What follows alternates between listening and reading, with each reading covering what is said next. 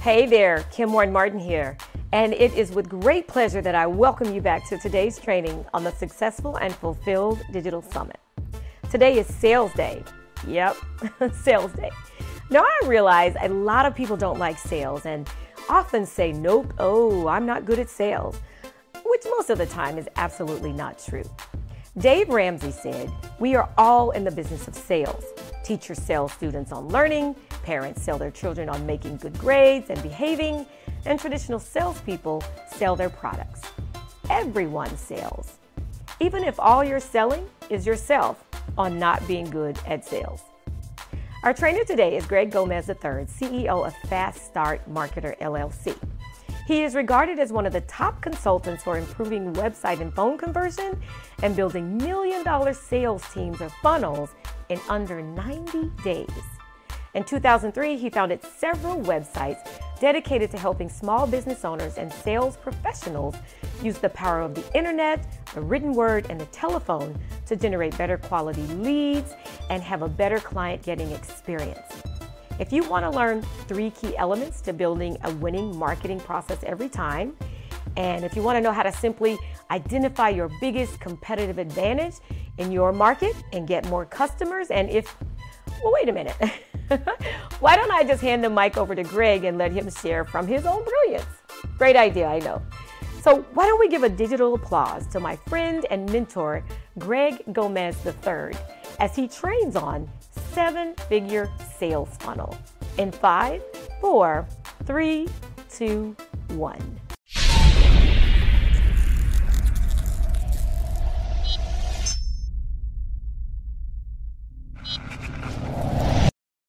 Ladies and gentlemen, boys and girls, children of all ages, it is I, Greg Gomez III, founder and CEO of FastStartMarketer.com. I want to welcome you to my home office here, and I'm shooting this video training and presentation for you guys here today as part of the Successful and Fulfilled Summit. I'm so honored to Kim and her team for having me on board with this and sharing this information with you. So just can't say enough great things about Kim and the organization she's part of. So thanks for the opportunity, Kim. Appreciate being here. So what are we talking about today, and why the heck should you listen to this bald guy with a really yellow stereo system on his head from 1973? My name is Greg Gomez III. I'm founder and CEO of FastStartMarketer.com. I've been an online marketing and sales consultant for so long now, I can't even remember how many years, several decades now, at least a couple. And I've helped train home-based business owners, small business owners and entrepreneurs, how to be able to implement multiple 7-figure sales systems into their processes. And I'm going to share some of that with you here today. So don't fall asleep. Don't get deterred. Don't think, oh, another sales training process. Here we go. I think I have a very unique perspective in sales in that I don't like sales. Most folks don't like sales in its traditional sense because we feel like we're trying to convince people to do things against their will. And that's not a fun thing to do. I've never liked the term that he can sell snow to Eskimos.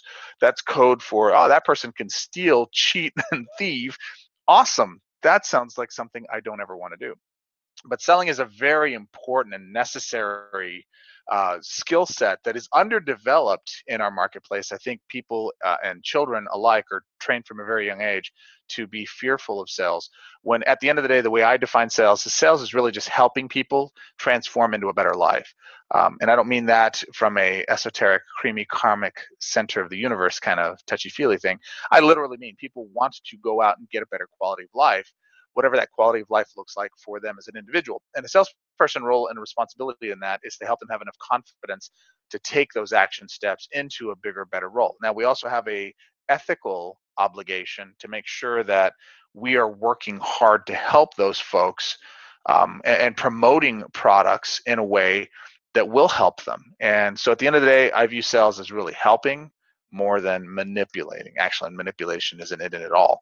So how do we do that? More importantly, how do we build a 7-figure sales system from this process in order for us to be more effective in the way we communicate, the way we share our products and services, and the way we actually help impact the world? Because I'm going to assume that if you're here right now and you're watching this, you're very interested in sales or that type of thing. But in addition to that, you have a product or service that you truly believe in, you feel can positively impact the world and your consumers in a positive way. So how do we make more impact? How do we generate more revenue? How do we generate more sales? And how do we help more people? Great questions. Let's get started. So this is the 7-figure sales system. And we're going to jump right into this as soon as I can get over here. There we go. All right. So basically what you want to do in order to build a 7-figure sales process, and what you're going to learn today, is you're going to learn how to identify the ravenous and neglected opportunities in our marketplace.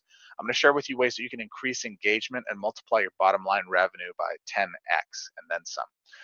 So again, a little bit about me. I've been in sales since I've been 18 years old.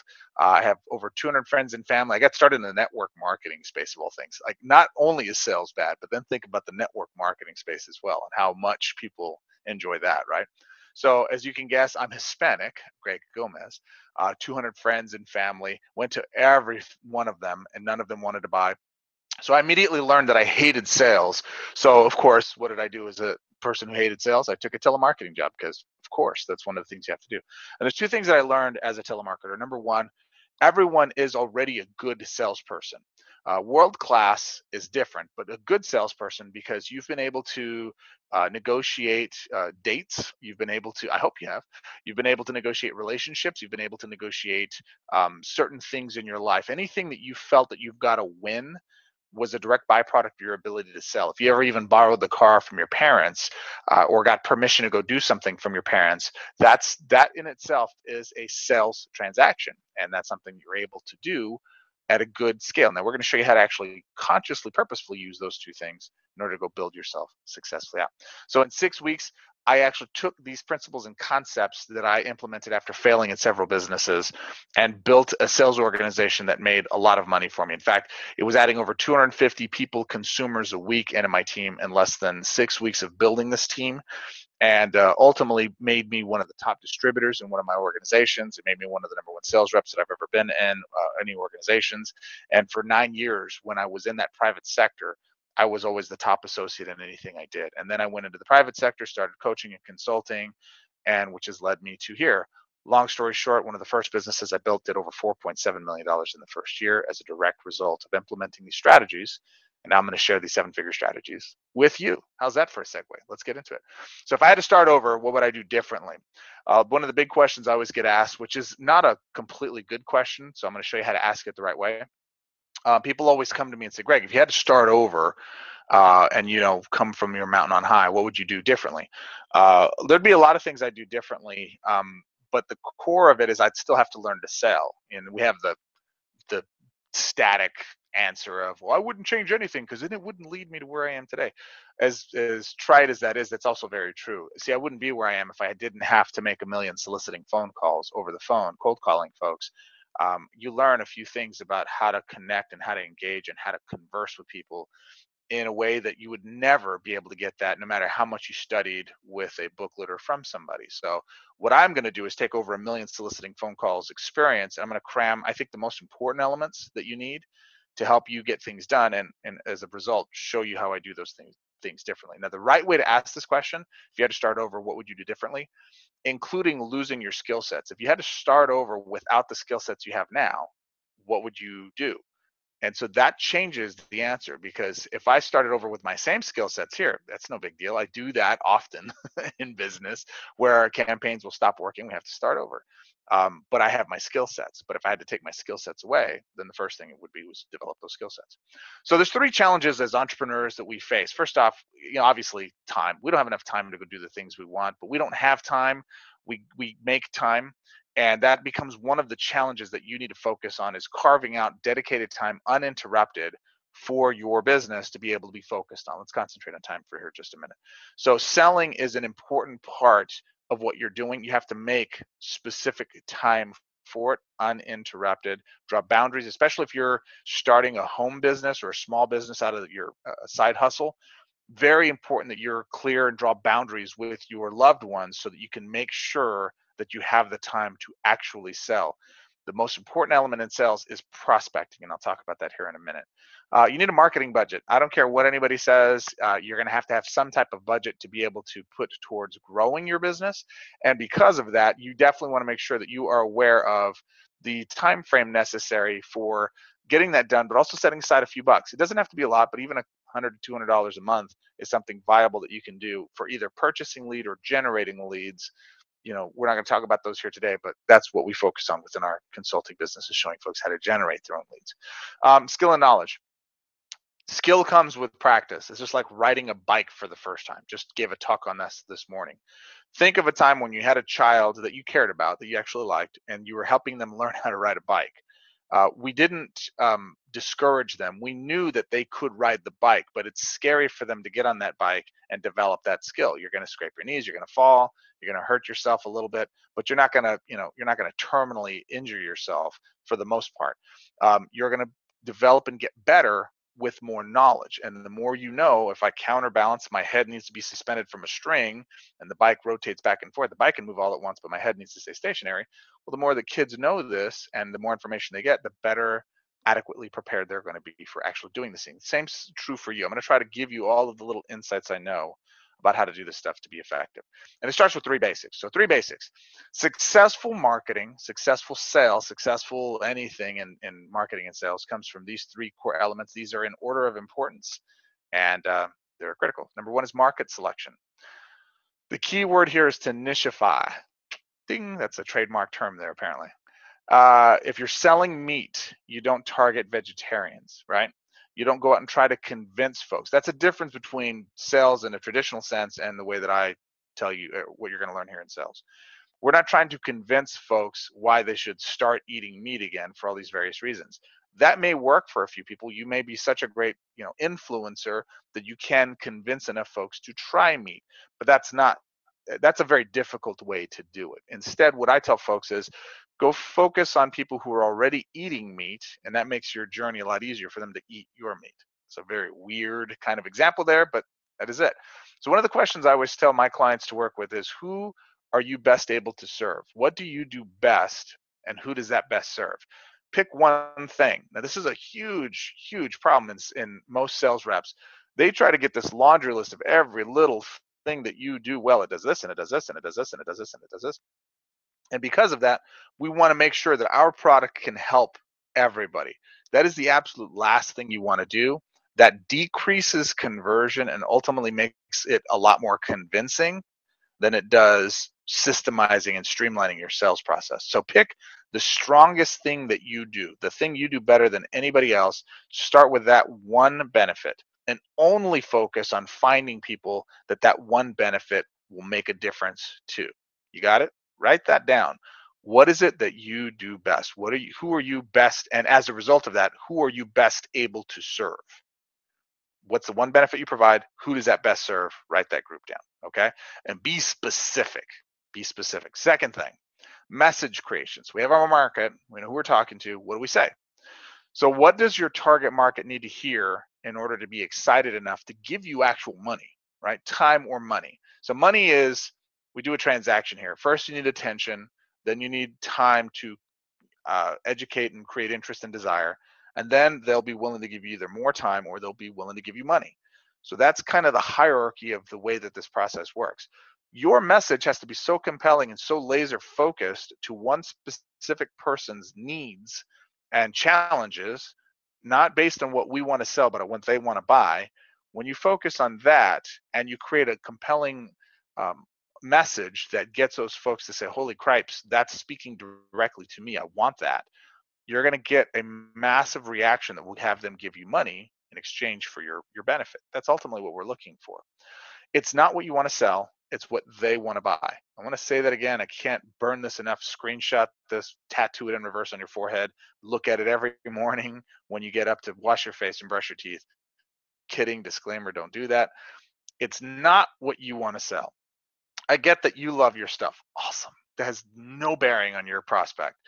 It's what they want to buy. What do they need? Oftentimes, they're not waking up in the morning thinking, hey, I need your widget, or hey, I need your thing, or hey, I need your consulting services, or whatever you got.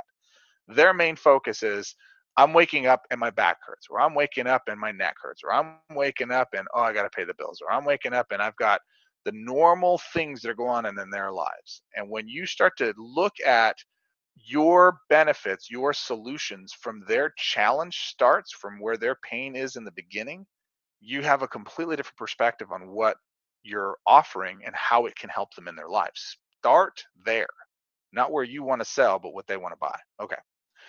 So number 3 then is the message delivery system. So we've got who we're talking to, we've got what we're saying, right? Now that we understand that first 2 parts, Now the message delivery system is simply how do we take this message and put it in front of those target markets? And there's a lot of different ways to do that, but essentially it's how do you take your message and put it in front of your target market. I should probably read my own slides because then it'll cover a lot of this stuff. Now, this is the least important of those three things. They're in order of importance. Market first. I don't care how awesome your app is. I don't care how great your message is. If it's meat and you're talking to vegetarians, it's a long, hard road to hoe. Got it? Perfect market, like, oh my gosh, these guys need exactly what I have and they want what it is I have and they're already spending money on what I have. My message kind of stinks and I'm putting it on tinfoil, right? And I'm writing it and it's crinkly and whatever. Doesn't matter. If it's $1 million check for somebody who's wanting to get rich, they'll cash the check on aluminum foil. They don't care about the delivery system. They still want the result. Got it? All right. So that said, next, those are the three things. Those are the hierarchy. Market, message, delivery system. You can use radio, television, newspaper, magazines, flyers, brochures, pamphlets, door hangers, belly to belly, telephone, whatever you got. Predominantly, we use the internet now, a lot of Facebook chats, a lot of things of that nature. However, you're putting your message in front of your market. Get those first two things correct, and every other modality that's available to you will start to perform a lot better. So let's go into a reality check time though. So some of the most common reasons people are scared of sales is because we're afraid of rejection. We're afraid of looking stupid. Oh, fear of not having all the answers. Notes to anybody that can catch what's funny here. Fear of, or if anything, fear of not having all the answers. This is a big one. What if they ask me a question I don't already have the answer to? I don't know exactly what to say. I'm insecure on how to communicate. I'm not very well spoken. I'm not very well educated. I don't know what to say or how to say. Fear of loss of hope. Now, this is important because a lot of times we go into business, we have all this hope, and then we talk to folks, they reject us, and that hope goes away. I often argue most entrepreneurs are really interested in business, not because of the success they can potentially get, but because of the hope it brings them in the potential of success. Convoluted? Confused? Welcome to the club. Hope is really why a lot of folks join business, but never actually execute or act on it. And I would challenge you, if you find yourself avoiding taking action, is that because you're afraid of losing your hope? Interesting little question there. All right, next. So what is the solution, Greg? Well, I've got a 6-part solution. Hey, imagine that, handy dandy. Let's go right into it. So 6-part solution. This is my competitive advantage to how I'm able to be the #1 top sales rep in anything I do, or how I coach and sell systems and build sales teams that do extremely well in their businesses. And it actually starts with you finding your competitive advantage. What is your competitive advantage? So for me, I've done 1 million soliciting phone calls. I've mastered how to do the discovery phase, how to interview folks, how to figure out what their challenge points are. Where do they want to go? Where are they now? Where do they want to go? How do they want to get there? Okay, this is very important. It's not about my solution. It's about what they envision the solution looking like for them. I want a path of least resistance to help them get to where they want to go. Now, sometimes their desire and how they want to achieve a result is unrealistic. Like, I want to take a pill and lose 50 pounds and be fantastic. Sure, you can do that, but there's going to be a lot of negative side effects that come along with that. And more importantly, that's not a sustainable long term. We all know the key to weight loss is eat healthier or eat less, move more. It's not more complicated than that. Eat less, move more. Eat healthier, eat less, move more. Okay, that's it. It's not more complicated, but we still sell billions of dollars, trillions of dollars probably now, of weight loss equipment and diet plans and coaching systems and yada, yada, yada, because we feel there's a competitive edge, there's a shortcut, there's a path to faster results in addition to that. Plus, I don't want to give a pizza because, come on, pizza, right? So how do they want to get there?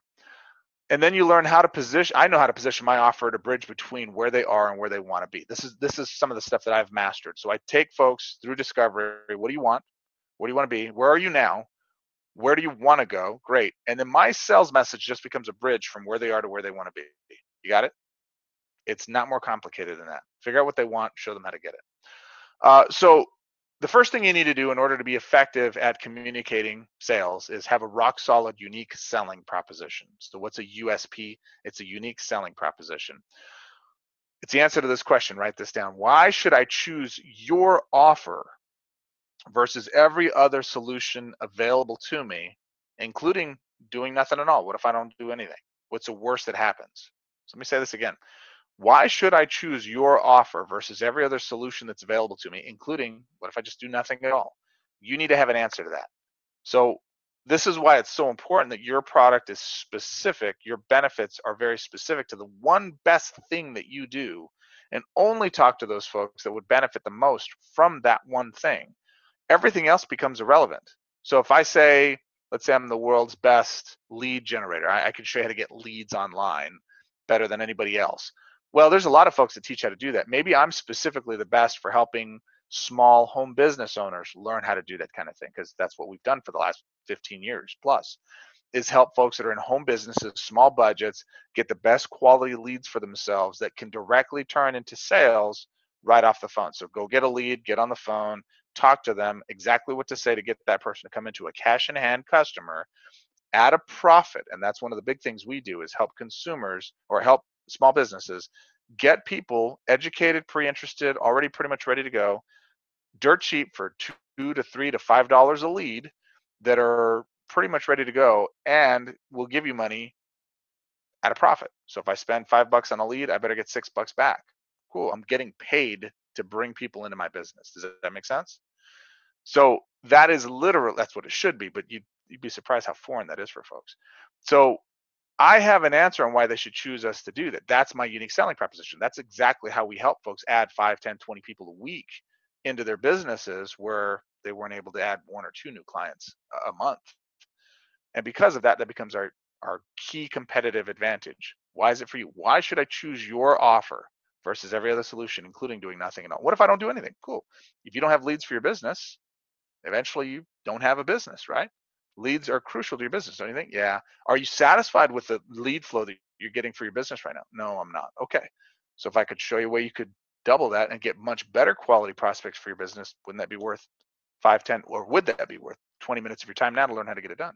Yeah, it would. Okay, great. Grab a pen and a piece of paper and I'll get you the details. It's a good line. The answer to this is what we call your unique selling proposition. Why should I choose you versus every other option available to me, including doing nothing at all? This is why people quit before they start. They don't know their USP.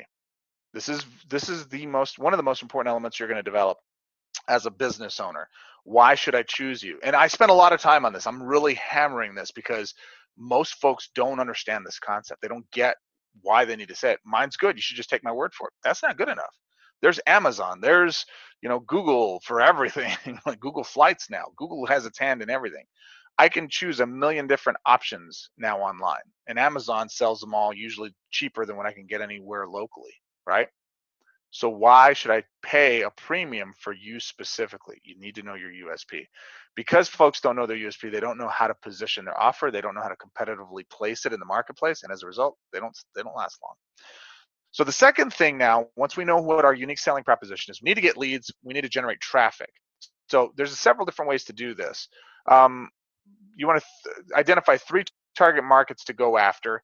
So if you've identified what your best advantage is, you can figure out that there are 3 specific groups. Who would that best benefit? Maybe I'm going to continue my example for lead generation. Maybe it's small business owners, maybe it's individual sole proprietors, maybe it's local mom and pop shops that don't have enough foot traffic in their business. So I can target 3 different groups. So I'm going to identify 3 different target markets to go after.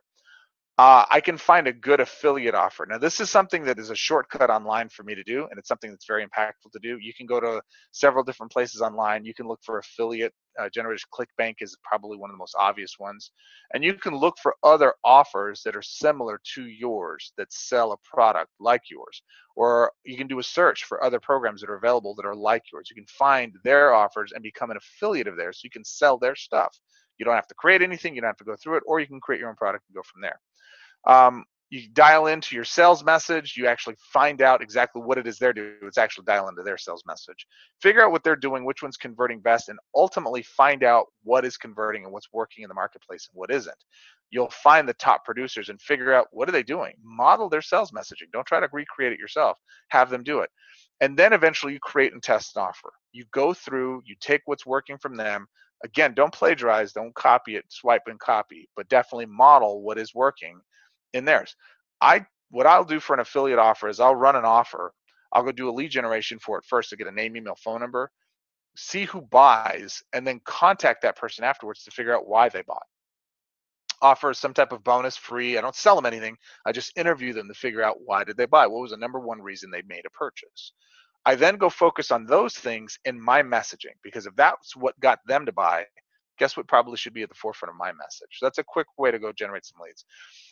Very important, online, you want to capture name, email, and phone number. Facebook makes this so easy now. You can do lead generation ads where we have people getting 45, 50% opt-in rates with name, email, phone, and then you can just pick up the phone and contact them. But you definitely want to get their phone number because that's a great way to get through. Even texting is a great way of getting that done. The text number. So at this point, my prospects are pre-educated, they're pre-interested, they're pre-sold by generating leads this way. So 7 keys to power prospecting. Now, what we're really going to talk about here is we're actually going to talk about what you do to actually talk to them and get that initial phone conversation. Bulk of what we're going to be concentrating here now is, what do I say? However you get leads, there's a million different ways to do it. But if you're generating prospects, what do you say? This is the most important element that you need to have in order to get this done, okay? So 7 keys to power prospecting. All the top guys are going back to the phone to increase engagement. These are all folks that I've worked with. I'm not gonna go into it. These are all clients and people I've consulted with. Nobody that matters for you guys right now. 80% of increased revenue is proper prospecting. This is very important to understand. 80% of your improved sales is gonna come from proper prospecting. The key to prospecting is to identify where are they now in their life in regards to your personal information or the benefits that you provide. Where are they now? What's the challenges they're experiencing? What is some of the frustrations they're having? What is their desired outcome? What do they want to achieve? How do they want to improve their life? What goals are they wanting to accomplish as a direct result of having the benefit, not your product? Remember, your product or service is a vehicle to help them get a specific benefit. Focus on the benefit. They don't care about your vehicle. They care about the destination. So where do you want to end up? Why? Why is that important to you? What solutions have you tried? What other things have you tried purchasing or investing into or doing to remedy the challenge you're having now? Okay. What solutions have they tried gives you an idea of what their expectations are for a solution. So I've tried taking these magic vitamins, they didn't work. I tried taking these magic wristbands that were magnetized, they didn't work. I tried this magic bar that if I just hold it, it would help me lose weight. Right. They're looking, the key word there is magic. They're looking for something fantastic. Yours may be a hard work product that they have to get up off their butt and do something. Well, then you better be clear with that up front. This gives you an idea of what their expectations are for a solution to work in their life. In addition to that, I would ask them, how much did you pay for that vitamin? How much did you pay for that electric wristband? How much did you pay for that bar? Because now it's going to tell me that, oh, it was $30, $30, $30. Guess what? They're probably looking to spend around $30 for a solution that won't work for them. They know it won't work. And you should be upfront about with them, like, hey, what I have is going to be around that same price range for you, but the bottom line is going to require a little more effort. Are you ready to commit to doing something more before we go further? Yeah, I am. I know this magic stuff just isn't going to work for me. Good. I'm glad to hear that. Let's talk about solutions that could actually help impact your life. So what else have they tried? What did you like about those solutions? So you tried the pill, you tried this other thing. What did you really like about that? Well, I liked this, this, and this. They're very quickly going to want to just jump into what they didn't like. Cool, take a note of it, but get them to come back to what they did like. Was there anything else you liked? Well, that sounds pretty horrible. Was there anything else you liked? Did you like, the way it was delivered? Did you like the convenience? Did you like the pill form? What was it about it that you liked?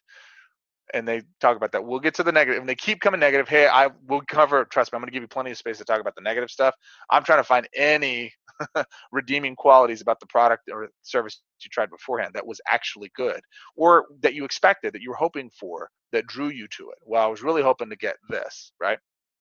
And I did like, the platform and the site, and the person was nice, and blah, blah, blah, blah, blah. What else? Whatever they say. Next, though, is what didn't you like about that solution? All right, so you tried this. Okay, so let me have it. What didn't you like? Well, I didn't like this. I didn't like that. Make a laundry list of all the things they didn't like, and anything else. What else? What about this? Anything that's particular to your product. This is a great place to ask. How did you feel about maybe our customer service is rated one of the top in the space. How did you feel about their customer service? Their customer service was okay, right? They didn't have such a negative experience with customer service that my customer service is going to look better by comparison. I'm not going to try to sell my customer service because they didn't care. So what didn't you like? Get all of those things. Whatever they speak about the most, that they hated the most, that's a good thing for you to spotlight on your offer, that it is good because of this, this, and this. We don't have you do that. We have you do this. A good thing to learn here is let's say pills. Let me give you a real concrete example. I hate taking pills, but I tried it because they said it would work. What if I have a pill and they can't stand pills? Okay, then you better make sure you address that in advance. Look, I know the last thing you want to hear is it's going to be more pills. But to be honest with you, because these pills are done in this way, that's why they're so much better. It's the fastest way to get it delivered, blah, blah, blah, blah, blah, into your bloodstream and yada, yada, whatever it is. So you got to make sure you're addressing that up front and not trying to hide it from them. Whatever they don't like, deal with. Sixth thing, what does the perfect solution look like for you? So what are you hoping for in your next solution? What do you want this to look like? Well, if I could find, this, this, and this without that, that would be great. Whatever they tell you, this is what I'm hoping for. And I would also draw out here, hey, if you were looking for magic solutions before, have we seen a trend with any of this magic stuff you're looking for? Yeah, I'm starting to realize now that that's probably not the best way for me to go about it. Okay, just so long as you're clear, then we lead to the seventh question. If I can show you a way to get to implement the good stuff or get the good stuff without the negative stuff, would that be worth 15 minutes of your time right now to learn how to get it done? Kind of said that before, but that's really the key to it here. Say this a different way. I beforehand said, what did you like? I made a list of that stuff. I spotlight the 3 or 4 most important things to them, put those at the top. I take the negative stuff that they didn't like. I don't want to have to give up my pizza. They just no carbs. I had to give up my pizza. Oh, it was terrible. Okay, right? I really don't care about pizza that much, but it's an example. So pizza is one of the big things, right? So if I could show you, so let me ask you a serious question. If I could show you a way that you can lose the weight up to 30 pounds, these are the benefits you have. Be able to do it simply like you were doing it before, simple delivery system that actually works, easy to stick to. Most importantly, without having to give up your pizza, is that worth about 20 minutes of your time now, 15 minutes of your time now to learn how to get that done? Be honest of the time required to learn how to get it done. I have stuff that's 3 hours for folks to learn how to do stuff. It's like a 3-hour workshop. Is it worth that much time in order to learn how to get it done? Yeah, it would be. If it's not, then you need to change your perception of what you're looking at. This question is so important because they are literally telling you exactly how they want to be sold.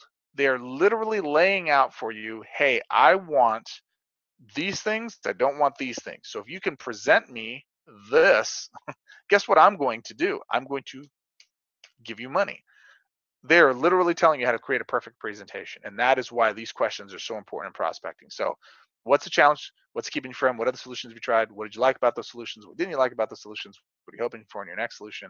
And if I can show you a way to get this done, would that be worth 15 minutes of your time to get that all taken care of? Keynote here, when you're prospecting through the discovery phase, you want to be interested, not interesting at this stage. If you want to be interesting, you first need to be interested. Listen to your prospect. Don't try to sell, just engage. You're selling subconsciously right now by asking questions and really hearing your prospect. I can't tell you how many times you go into sales situations, and you probably have seen this yourself. Go into a sales situation, you're going to go buy something. You're trying to make an informed decision. You want to make sure you're getting the right thing. You don't want to make a bad decision, invest into something, buy something, and then it's not the thing that you need, A, or B, it's not going to be the right quality to last. Nobody wants that. But at the same time, we don't want to overpay. We don't want to buy stuff that's unnecessary. It's kind of the human conundrum of when we're buying things. Want it to be good, want it to fix my needs and better, but I don't want to overpay, right? So when we go and try to get this stuff done and ask questions, they're not listening to what our needs are. A salesperson just immediately says, "Oh, it does this, it does this, it does this, it does this." They're trying to sell by volume, and that's not the best way to do it. The best way to sell or to help, really, ask questions. What are you looking for? Why do you need that? Why is that important to you? Sometimes I'll tell folks to buy a lower program or a lower option cost-wise because they don't need all the other stuff. You're not, unless you're going to go build professional homes and do this kind of stuff. You don't need this stuff up here, do you? Or are you going to go build a country? No, I'm not going to. Okay, this is kind of overkill for you. You really don't need that. You could go with this model here, just as great quality, just as lifetime service, saves you some money. You save a couple $100 off the top of it, and you can use that extra couple $100 because you want this extra feature. You can buy this other thing over here that's $30 and it saves you still about $150. Does that make sense? Yeah, oh my gosh, that's awesome. Thank you. I have become a trusted advisor. I've saved them money. I've helped meet those requirements. It fulfills my needs. It does everything I want it to, and it's a good quality. It'll help fulfill all of the desires I have, and I'm not overpaying, and I'm actually putting myself in the best situation to my specific needs. When a salesperson, when a representative can help a person find that, they've transcended sales and they've become a trusted advisor. When a trusted advisor makes a purchase suggestion, not from their own need to sell or want to sell, but a need from the individual to actually get a benefit and have a better quality of life, sells all day long. That person, whenever they come into that store, who are they going to look for? They're going to look for us.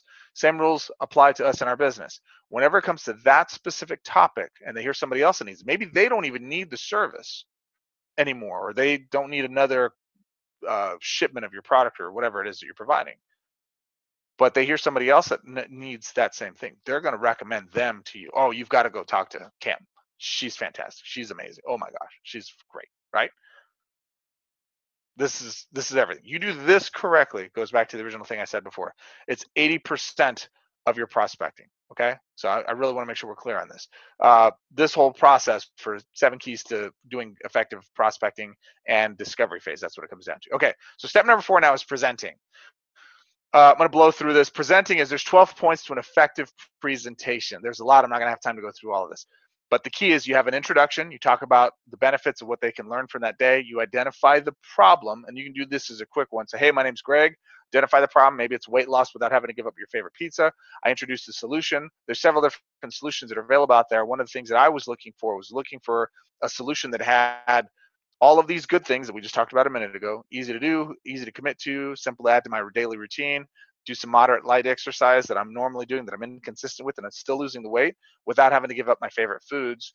That's a pizza. So let me tell you a little bit what I discovered. This is what I found. And then we provide proof. So I go through what the solution is. It's this product. It's fantastic. It's helped me do all these things. But don't just take my word for it. Remember that from it's one of my favorite closing lines from LeVar Burton. LeVar Burton from Reading Rainbow. But don't just take my word for it. And then he'd have kids come in and say, I like this book because it's called evidence. It's demonstrable results. You're looking at proof from other folks. You're triangulating the truth of what you're saying. It's not just me, it's all these other folks as well, similar situations as to yours, and now they're experiencing the benefits of what it is.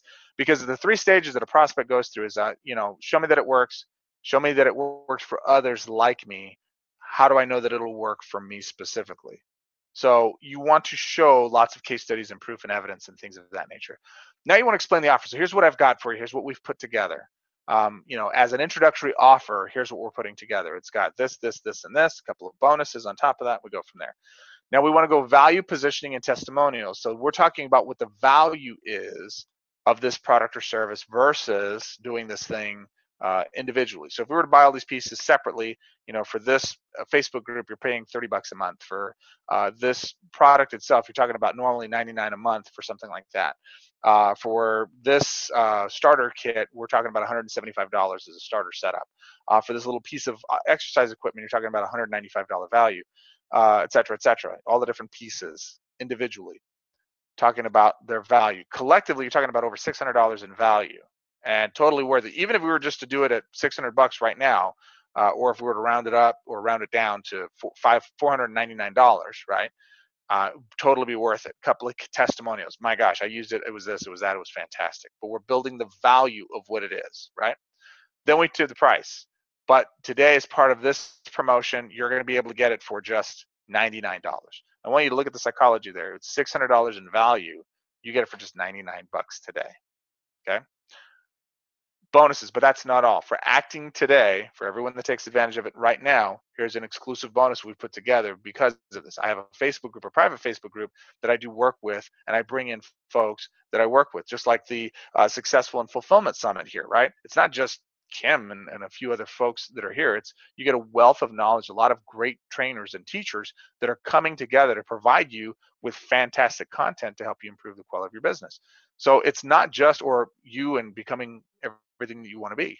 It's not just this thing you were expecting here. You've got all these other things on top of it individually that would be worth X. But that's not all. You get more. Now we're so confident that this thing is going to be able to help you do this and achieve this result in this time frame. Here's what we're doing for you. We're going to put our money where our mouth is. Risk reversal is about a guarantee. People want to know, especially online, this is becoming more and more conditional. People want to know, if I buy a dress online and and I get it, and I don't like the way it fits me because often I buy dresses that don't fit. Um, what is my recourse? How can I get my money back? How much of a hassle is it to get my money back? Um, how difficult is it to make sure that I'm satisfied? Now, there's all kinds of different risk reversals. We don't have time to go all of them here, but there's unconditional guarantees. You don't like it for whatever reason, send it back, you get your money back. There's conditional guarantees. You need to do these three things specifically. If you do those three things and take 90 days to do it, if you don't start to see these benefits, we'll be happy to refund your money. And then there's like concrete, like full disclosure legal documents that they have to sign in advance that goes through it. I kind of err between the second and third for some of our higher end programs for a couple of different reasons. But one of the big ones is I want to make sure that people coming into those programs know that we have expectations of them. It's not all one sided. We're not putting everything on the table expecting them to, if they don't like it for whatever reason or get lazy later on, that they can, just cancel out. We're looking for them to become just as committed as we are to helping them. On my high end programs, on our lower end stuff, $37 or whatever it is, whatever, we're just using that as a sifting and sorting process from those committed enough to buy versus not. So 60-day money back guarantee, don't like it for whatever reason, totally have your money back. Just ask, no questions asked, we'll give you your money back, totally fine, right? Not on my higher program, so you have to weigh that in for where that's appropriate for you. Then we handle objections. This is a one big thing in sales that you should absolutely do. If you hear a common objection when you're talking to folks over and over and over and over and over again, bring it up in the sales presentation. If it's a common objection, deal with it because they're thinking it. By you trying to pretend that everything's a bed of roses and nothing's wrong, case in point. Now, one of the things that's really a downside of I don't want to say downside, but it's definitely one that is perceived as a downside about our program is, for our weight loss program, is you have to do work. You have to do these things in order to be effective in losing the weight. So you have to maintain at least a moderate exercise routine on a weekly basis, at least 2 times a week, whether that's walking, whether that's, walking a mile, maybe that's doing some arm exercises stationary if you can't move around. Something that increases movement will help you with eating healthier and curbing your appetite, but you need to move a little bit more. Now, that doesn't mean I need you in the gym pumping 400 pounds at a clip or running marathons or anything crazy like that. This isn't that crazy, but you do have to increase your movement. So that starts by you figuring out what you're doing now in movement. So can we commit to a movement chart? I would have that in my presentation. It says right now, if this is what you're doing in the evening, maybe we go to the next level, which is watching TV and, rubbing, or not rubbing our shoulders, but rotating our shoulders. That's it. You're increasing calorie burn by blah, blah, blah, right? That's acceptable. That's moderate. It's a next step up. Maybe eventually I'll get to triathlete, but right now I just need to sit in my chair and move my fingers. whatever it is. I'm sure most folks with keyboards and texting can do moving their fingers pretty well. But we want to bring that objection up and we want to handle it inside of the thing. Now we want an urgency creator, which is something that we actually talk about, that for a limited time offer, bonuses, some type of limitation to the availability of what we have, that will get people to take action right now. And then we want to have a call to action. And call to actions you should have several times. As soon as you mention price, you want to call to action, so that when they're ready to buy, you're able to take the order. Got it? Those are the 12 points of presentations. Objection handling. We're going to go fast to this because I'm running out of time. Sorry, guys. Objection handling. Myth busting is what objection, so myth busting, what is objection handling? There are no magic words to Jedi mind control, folks. You can't do that. Objection handling is truth seeking. You have to be an adult and be willing to be accepting of the no in order to get to the truth. Your prospect may be scared, incapable, or skeptical. If you don't get to the truth about how they are thinking and feeling about your offer, you won't get the sale. You have to give them permission to be able to tell you the truth about what they think of your offer. Not only is this a great learning experience for you to learn how to improve your messaging and your positioning, but in addition to that, it lets them vent to you the concerns they have, whether they're real or not, whether they're founded in actuality, reality, or not. Especially in the network marketing home business space, is this one of the pyramid things? They may be thinking it, but if you don't give them permission to say it, they're not going to join simply because they don't trust you. They don't have enough faith in you to tell you the truth. You need to get to that truth. You're actually truth seeking. So there's 8 steps to objection handling. You want to acknowledge their concern. You want to take it away. It's not mandatory you do this. If you're happy where you are, that's totally fine. It's just that when we started, you want to redetermine interest. You seem very interested in learning how to do blah. Is that still correct? Is that still something you want to do? Yes, it is. Okay, great. Well, So it sounds to me like this is the issue. Is that correct? Yes, then set it aside.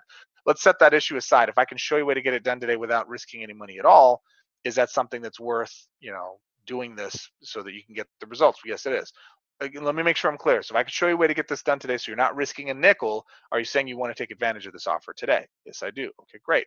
Now we go into rebuttal. I think I spelt that wrong. Look at that. That's funny. So we're going to go to rebuttal. And in fact, I know I spelt that wrong. When you cover the rebuttal, it just has to be a small, succinct, direct answer to their concern. That's exactly why we allow you to have your credit card company take care of this transaction. It's the safest way to take care of transactions, and that's the reason we provide such a strong money back guarantee. It's not a miracle program. It's not going to fix everything. Because if you can relax, let the program run its course, give it 90 days, implement it for 90 days. At the end of the 90th day, you've done everything we've talked here, and you don't get the result, we're happy to buy the product back from you so that you don't risk a nickel. Is that fair? Yeah, it's fair. Okay, great. Comprehension question. Does that make sense? Is that clear? Is that fair? Is that okay with you? Would that work to move forward? Close, close, close. Make 3 closing attempts, then move on from there. Final thing here, closing. Always be closing. If you've done all the other steps leading up to this point correctly, it's easy to ask for the sale. So the key to closing is this. You're trying to manage expectations, right? So in this picture, it says press bell for immediate-ish assistance. I love that. So you want to make sure that they're clear on what they're expecting and what to expect. You want to uncover last-minute fears. You want to manage expectations. What are they expecting? And you want to be clear on that. Quick closing tips. This is 100% success. Create yes momentum. And this is what I'm going to leave you with. This is probably one of the easiest, most effective things that you can do in your business and in your sales processes, riddled throughout, even if it's copy, if it's in your prospecting, if anything you're doing, you want to create yes momentum. I call it a yes crescendo. In my million soliciting phone call days, back on the day when I was on the phone, I'm still on the phone now. One of the things I realized real early, we had predictive dialing systems. So what would happen is, those annoying things you get, you answer the phone, it says, hello, and then it's just quiet, and it says, boop, boop, hello, yes, Mr. Gomez, or whatever it is they say. And you're like, ugh, and you just know it's a telemarketer. It's just awful, right? So I would get that resistance from folks. So because they knew it was a telemarketer, they felt like, they just were trying to get off the phone. You're immediately working uphill trying to get people to be open to your message in order to get a sale. That's hard to do when people are already waiting to hang up on you. I mean, they're literally their finger hovering over the end button. So I learned real quickly that I just assumed the person that answered the phone was the person I was looking for. So I knew somebody was there. So instead of just guessing, oh, hey, hello, oh, hello, Mrs. Robinson, and killing my momentum, I would just assume, hello, Greg. And they'd say, oh, wait a minute. Maybe it isn't a telemarketer. Maybe they know who I am. Yeah, this is Greg. Greg? Yeah, this is Greg. Acting as if the phone mess up was like, well, that was weird, right? And sometimes I'd even say that, Greg? Yeah, this is Greg. Oh, hey, Greg. Yeah, that was weird. Hey, this is Greg Gomez out in Phoenix, Arizona. I was calling about your blah, blah, blah. Calling about your credit card, right? Oh, what's wrong? There's no problems. Actually, you may get this voice blast now. It's funny. We used to use this script, and now they're using it in voice blast systems. It's crazy. So we're trying to get that first yes. And here's what's tricky about what I just did. Anytime you ask for somebody by name, I want you to do this. When you call somebody, ask for them. You know you called them. You know it's them. Mark? Yeah, this is Mark. See if you can get a yes. Because what I found is when I get that early yes, they're a lot more suggestible to other things. And I call this the yes crescendo.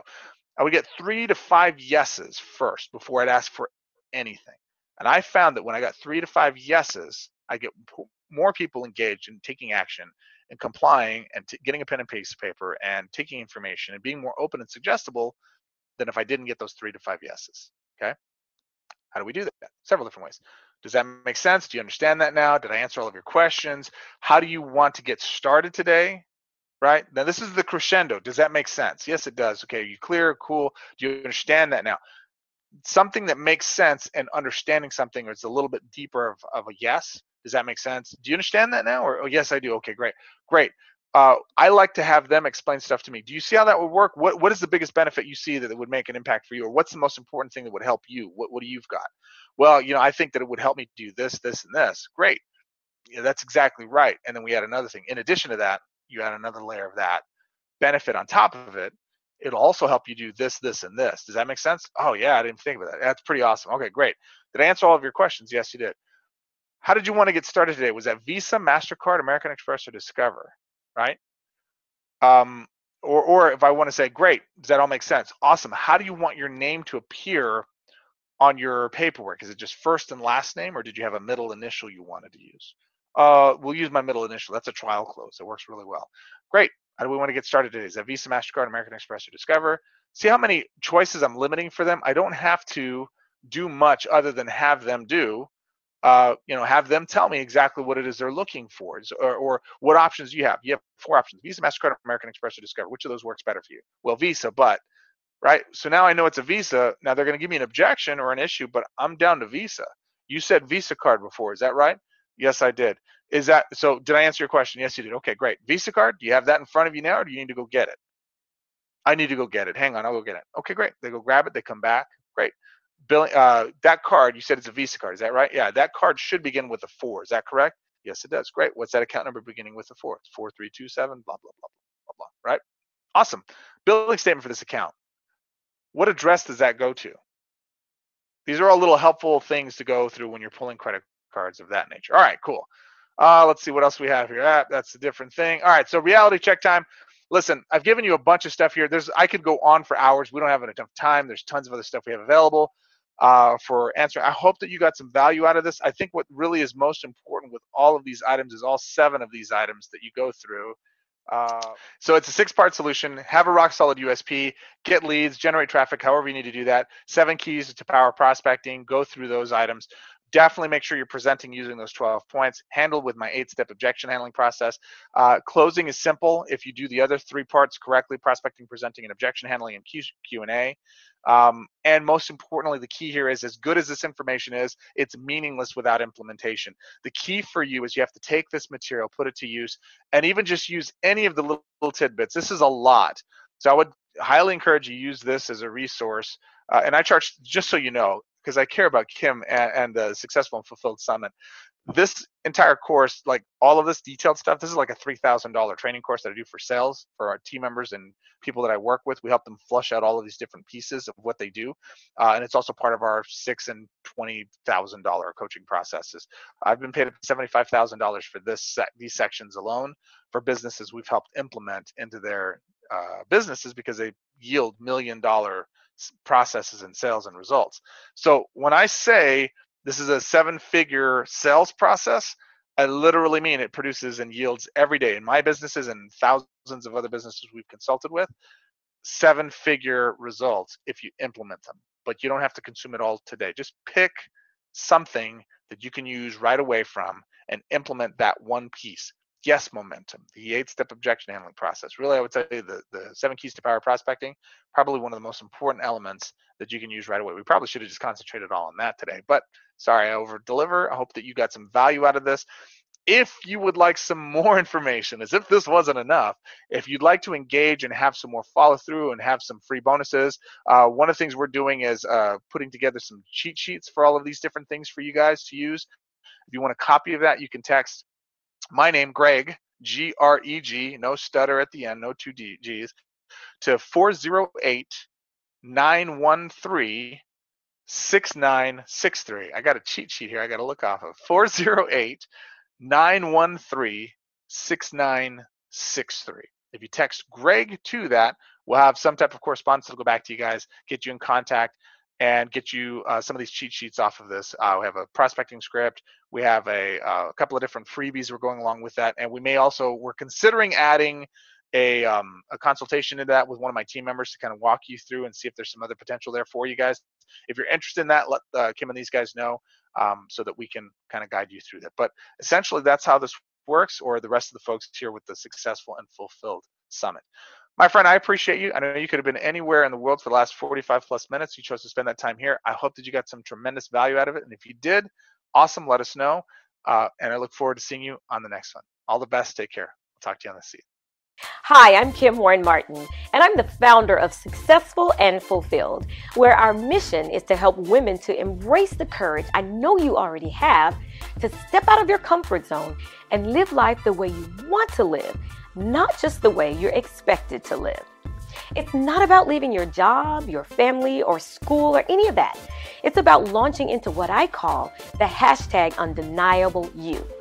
So if you want to be a part of a mastermind and enjoy the type of training and support you're receiving now, where experts talk about components of self-mastery, business principles, and wealth building, if you're looking to make sure you're connected to a resource that is all about supporting you to live a successful and fulfilled lifestyle, come on over to www.successfulandfulfilledinterview.com now. I want to meet with you to make sure it's a good fit.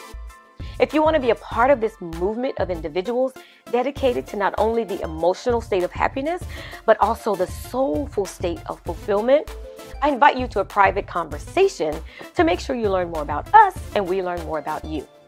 Come on over to www.successfulandfulfilledinterview.com now.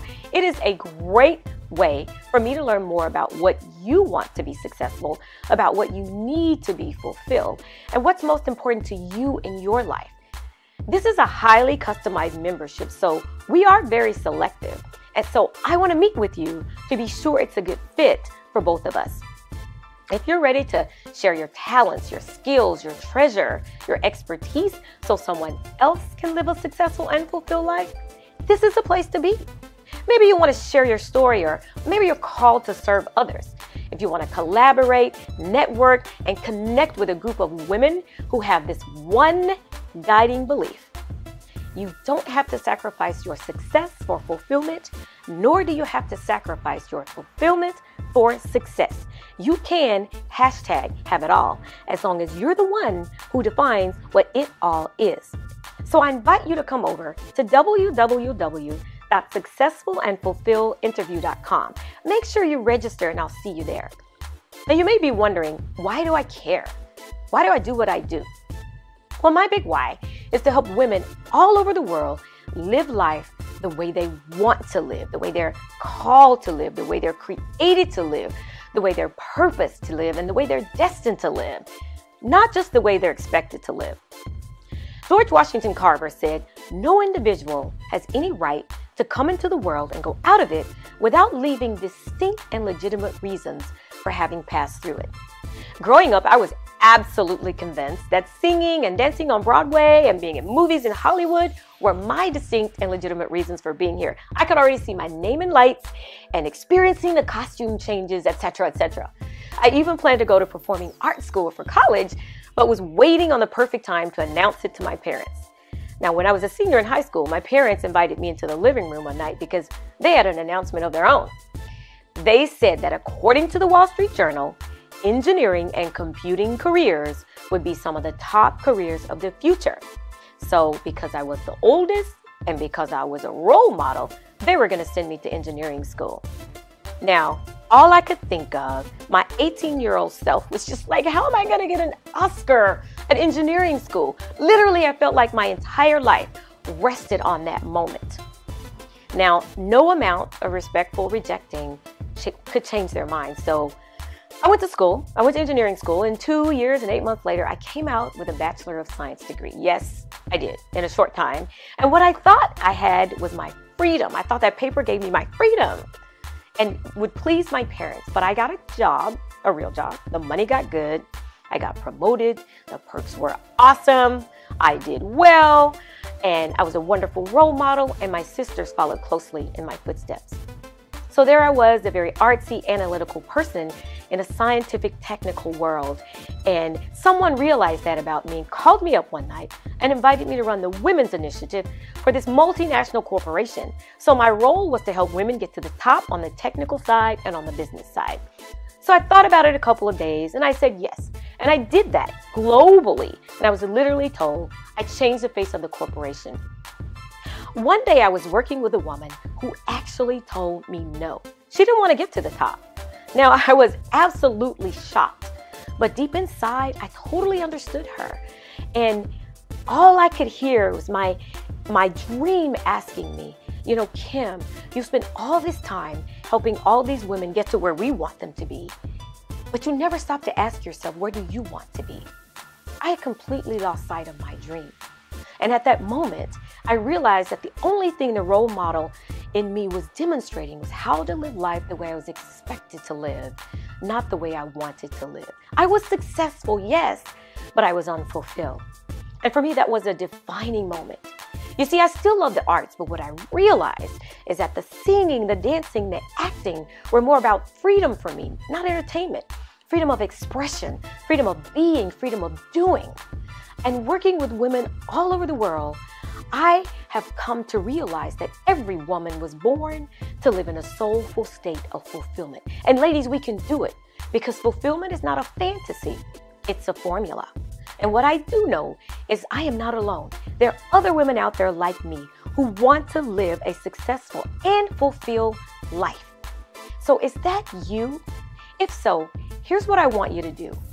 Come on over to www.successfulandfulfilledinterview.com and let's have a conversation.